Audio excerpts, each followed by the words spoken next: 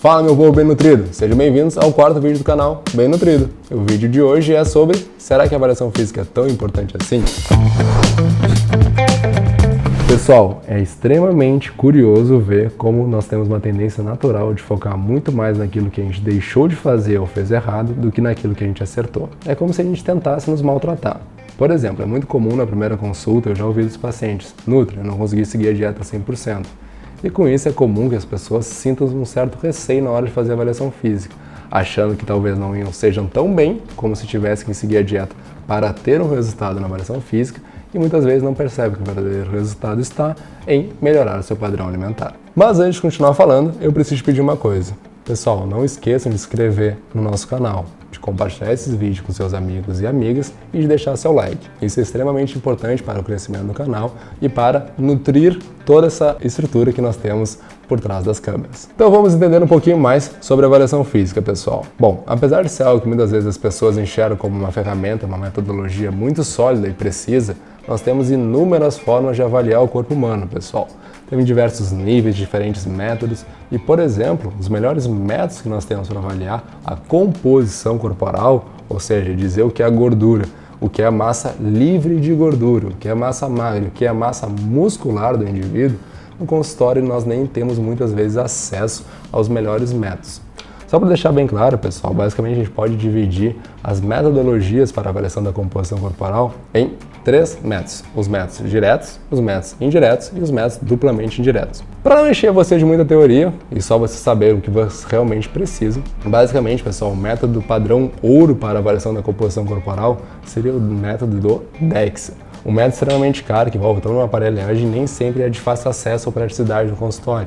Então, muitas vezes, ele acaba se baseando em métodos duplamente indiretos, como a avaliação física por dobras cutâneas e por bioimpedância, por serem métodos mais convencionais e práticos de serem implementados no cenário clínico. E só para deixar bem claro, pessoal, só para vocês terem ideia, o único método que nós temos hoje para dizer que a pessoa tem de fato X quilos de gordura corporal seria o método direto de dissecação de cadáver, o que obviamente não acontece na nossa prática clínica porque teria que ser feito pós-morte.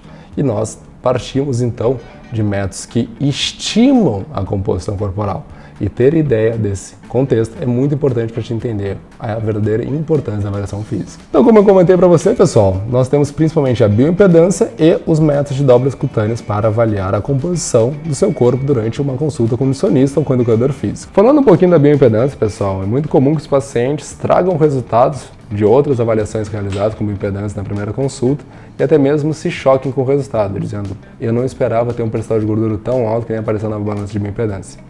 Bom, pessoal, sem entrar em medidas metodológicas, mas para vocês terem claro, a balança de bioimpedância ela se baseia no método que ela vai estimar o teu percentual de gordura a partir da resistência de uma corrente elétrica que vai passar pelo seu corpo. Basicamente, ela parte do princípio que nós podemos dividir o corpo humano em massa gorda e massa livre de gordura.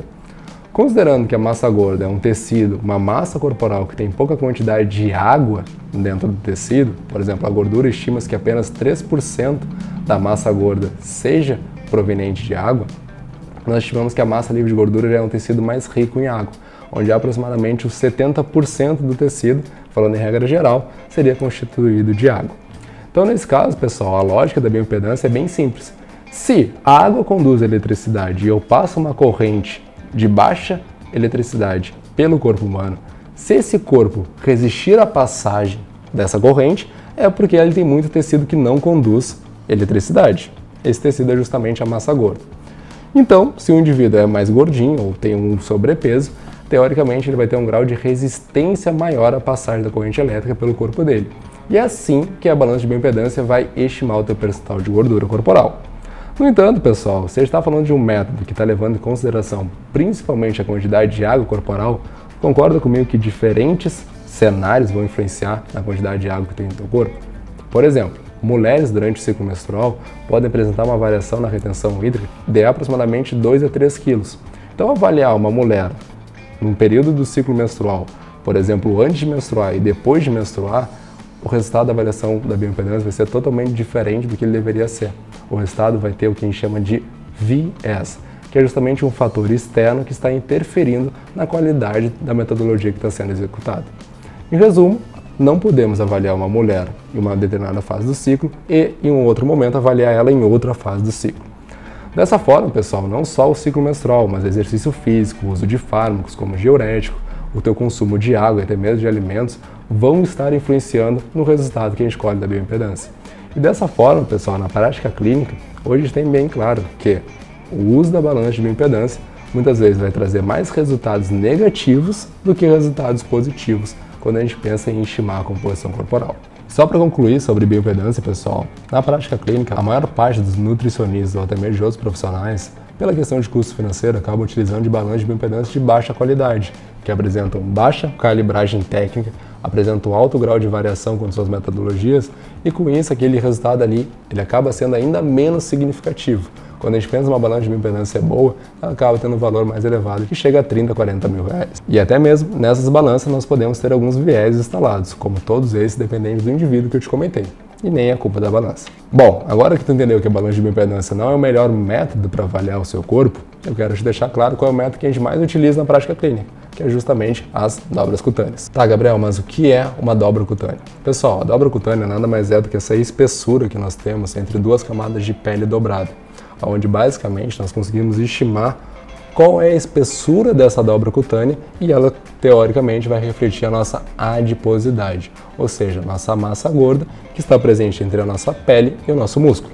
Dessa forma, a gente consegue, a partir da avaliação de alguns pontos anatômicos, padronizado por algumas metodologias em 8 pontos anatômicos do nosso corpo, nós conseguimos medir em milímetro qual seria a espessura que o indivíduo apresentaria nesses pontos de tecido adiposo. E dessa forma a gente vai fazer um cálculo preditivo que vai conseguir estimar o quanto o indivíduo teria de gordura corporal em seu corpo. Só que novamente, pessoal, a própria avaliação por dobras cutâneas também vai carregar erros. Por exemplo, quando a gente fala tanto da bioimpedância como das dobras cutâneas, eu falei para vocês, elas são métodos duplamente indiretos.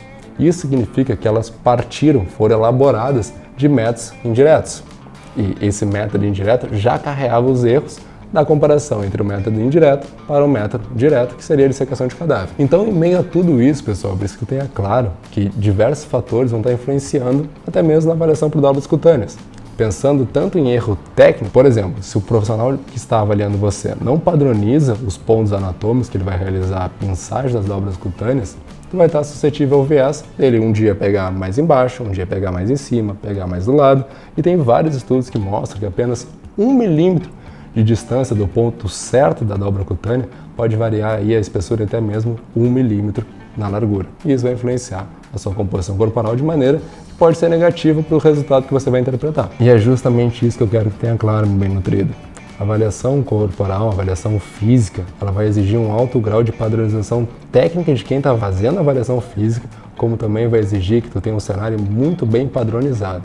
A gente precisa que tu faça avaliação física sem fazer exercício físico anteriormente, pelo menos um turno antes da atividade. A gente precisa que essa avaliação física seja realizada na mesma fase do ciclo menstrual e até mesmo também que essa avaliação física idealmente seja realizada no mesmo momento. Isso para que você consiga ter um resultado que seja minimamente confiável e com isso você não esteja suscetível a erros. Claro que na prática clínica, pessoal, o que mais importa é nós termos um resultado expressivo o suficiente para que mesmo com o erro técnico, o erro do indivíduo, a gente consiga observar que o indivíduo está emagrecendo. Então, formas não convencionais de avaliar a composição corporal acabam sendo muito mais úteis, como, por exemplo, fotos no espelho, comparação de simetria corporal e até mesmo o próprio somatório de dobras cutâneas, que é só essa espessura, por exemplo, da tua dobra bicipital, podem ser extremamente positivas para te ter uma ideia de como está evoluindo o seu corpo e como você está, tanto no processo de emagrecimento, como no processo de hipertrofia. Inclusive, pessoal, tem um estudo muito interessante que ele justamente nos diz: perdoem todos os erros e voltamos às dobras cutâneas, porque o simples formato de olhar o mais básico é o mais vantajoso para que tu consiga ter uma verdadeira ideia de como está a evolução do indivíduo frente a estratégias nutricionais e de treino que estão sendo elaboradas. Enfim, eu quero que você tenha claro, meu bem nutrido, o percentual de gordura corporal ele vai ser dependente de inúmeros fatores. Não só aqueles que eu te comentei, mas também até mesmo das equações que vão ser utilizadas para estimar esse percentual de gordura. Que aí nós temos uma inúmera quantidade para crianças, adultos, homens, mulheres, idosos, gestantes, indivíduos que praticam atividade física e que não praticam. nós temos que ter diversas formas para as diferentes pessoas. Assim nós estamos olhando para cada um sobre o olhar certo. E qual é o ponto mais importante, pessoal? Na próxima vez que você for fazer uma avaliação física, tenha claro que muitas vezes aquele resultado vai ter toda essa série de fatores que podem estar interferindo na sua avaliação física. E por mais que nós tenhamos um processo totalmente bem elaborado, seja por bioimpedância ou por dobras cutâneas, provavelmente aquele resultado ali é uma estimativa e não uma verdade absoluta. Então não tenha angústia se o resultado na avaliação física não foi tão bom quanto você esperava. Sempre gosto de dizer para meus pacientes que, independente do resultado da avaliação física, nós vamos continuar consumindo frutas, legumes e vegetais. Nenhum paciente meu vai ser orientado a ir no McDonald's para emagrecer, por exemplo. Então, tenha muito claro de fazer o que você precisa fazer e inverta a ordem. Ao invés de querer seguir dieta para melhorar seu físico, melhore a sua alimentação, que naturalmente seu físico vai melhorar. E, consequentemente, a sua saúde vai agradecer. Gostou desse vídeo, meu bem nutrido? Então, muito obrigado por ter assistido mais esse.